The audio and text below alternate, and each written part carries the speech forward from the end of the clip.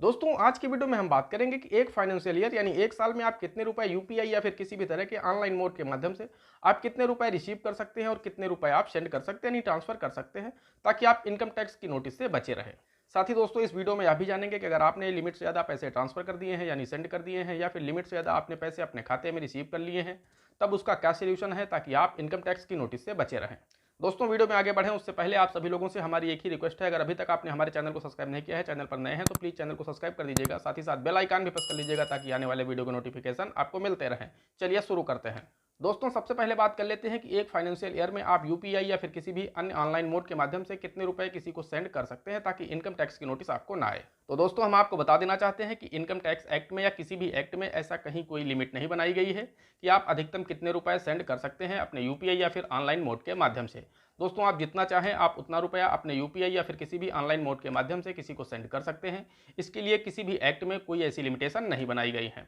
हाँ दोस्तों, प्रॉब्लम तब आती है जब आप पैसा अपने खाते में रिसीव करते हैं। दोस्तों जब आप लिमिट से ज़्यादा पैसा अपने सेविंग अकाउंट में रिसीव करते हैं यूपीआई या फिर किसी भी ऑनलाइन मोड के माध्यम से, तब आपको इनकम टैक्स डिपार्टमेंट की तरफ से नोटिस आ सकता है। लेकिन दोस्तों इसके लिए भी इनकम टैक्स एक्ट या फिर किसी भी एक्ट में ऐसी कोई लिमिटेशन नहीं बनाई गई है कि आप कितने रुपए रिसीव कर सकते हैं अपने सेविंग अकाउंट में।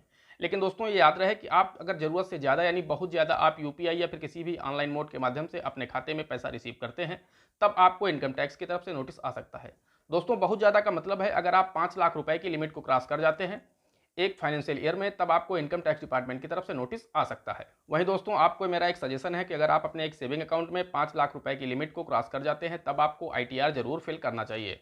दोस्तों आईटीआर फाइल करने का यह मतलब बिल्कुल नहीं होता है कि अगर आपने आईटीआर फाइल कर दिया है तब आपको इनकम टैक्स पे करना होगा। दोस्तों आपको इनकम टैक्स तभी पे करना होगा यदि आप पुरुष हैं तब उसकी सीमा 2.5 लाख रुपए है और यदि आप महिला हैं तब उसकी सीमा 3 लाख रुपए है।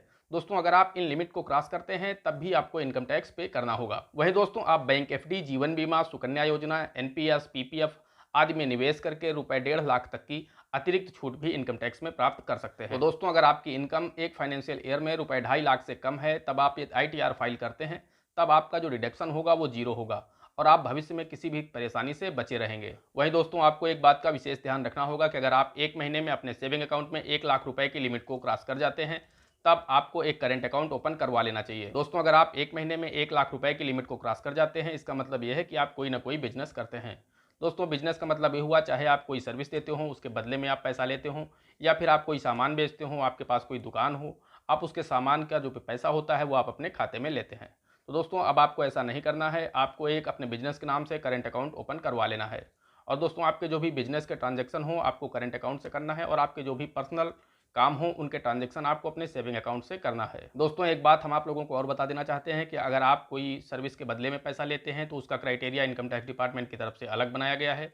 वहीं अगर आप कोई सामान बेचते हैं, आपकी कोई दुकान है तो उसका क्राइटेरिया अलग है, वो मैं आपको दोनों का अलग अलग बता देता हूं। दोस्तों पहले बात कर लेते हैं कि यदि आप किसी सर्विस के बदले में पैसा लेते हैं तो उसका क्राइटेरिया अलग रखा गया है। चाहे आप डॉक्टर हों या फिर आप लॉयर हों या कोई भी सर्विस आप देते हैं, यानी आप अपने पास से कोई सामान नहीं बेचते हैं, आप जो भी सर्विस देते हैं उसके बदले में आप उनसे पैसा लेते हैं। दोस्तों मान लीजिए आप जो सर्विस देते हैं उसके बदले में आप अपने सेविंग अकाउंट में एक फाइनेंशियल ईयर में 5 लाख रुपए प्राप्त करते हैं ऑनलाइन मोड के माध्यम से, तब दोस्तों इनकम टैक्स डिपार्टमेंट कहता है कि कम से कम आपको 50% इसमें अपना प्रॉफिट दिखाना होगा।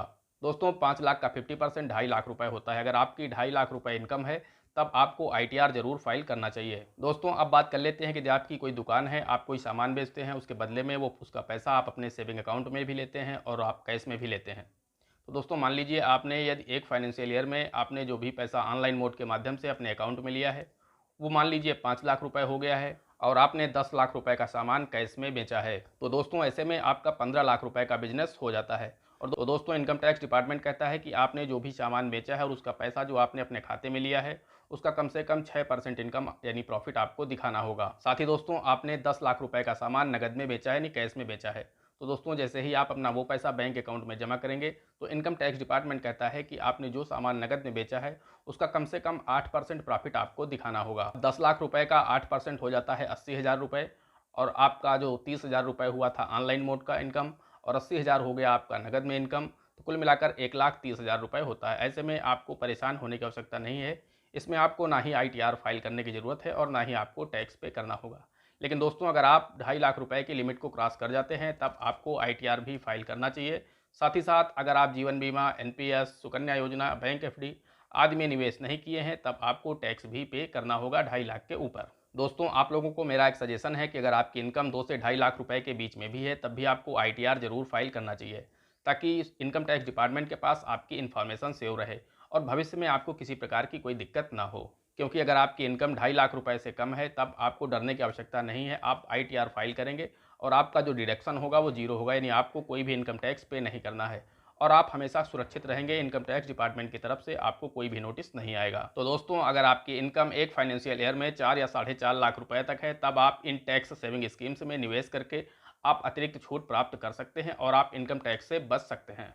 दोस्तों कमेंट करके जरूर बताइएगा जानकारी आपको कैसी लगी। अगर जानकारी आपको पसंद आई हो तो प्लीज़ वीडियो को लाइक कर दीजिएगा। साथ ही साथ चैनल पर नए हैं तो चैनल सब्सक्राइब करना बिल्कुल मत भूलना, क्योंकि यह बिल्कुल ही फ्री है। दोस्तों आज की वीडियो में इतना ही, मिलते हैं अगले वीडियो में किसी अगले इंटरेस्टिंग टॉपिक के साथ। तब तक के लिए जय हिंद, जय भारत।